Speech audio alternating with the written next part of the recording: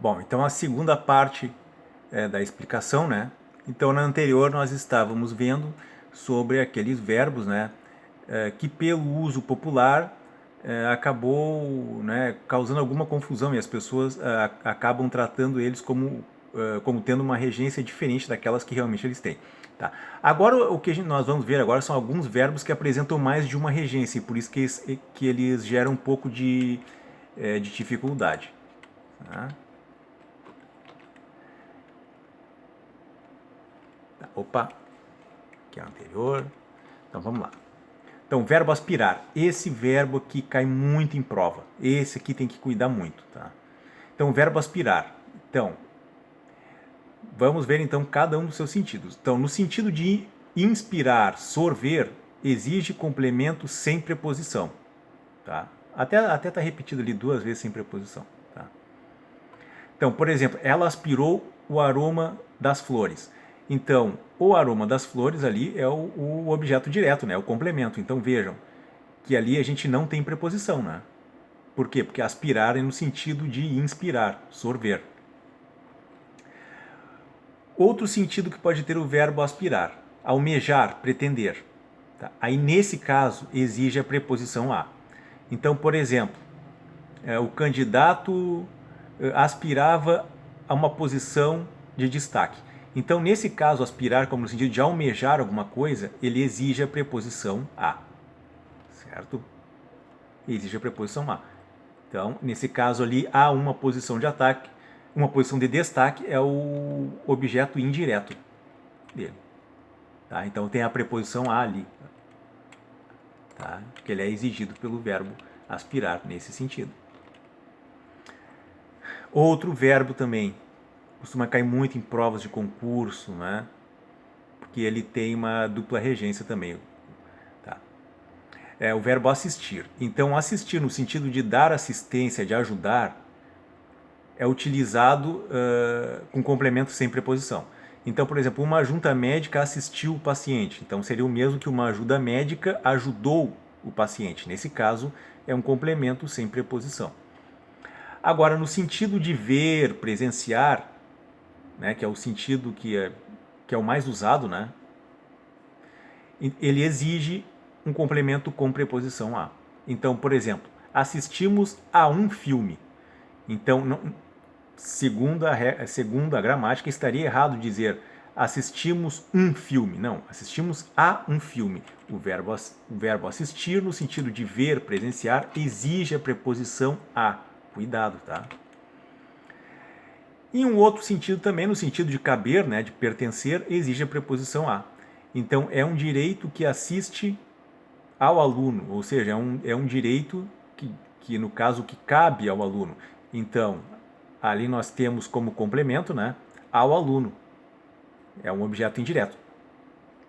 E nós temos a preposição a ali, né, que está, no caso, que faz no caso, uma contração com o, né, e forma ao. Então nós temos a preposição a ali, que está junto com o.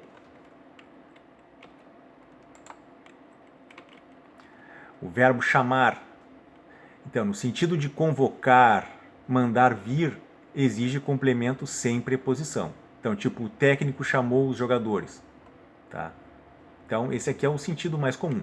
Agora, no sentido de cognominar, dar nome, exige, indiferentemente do complemento, com ou sem preposição.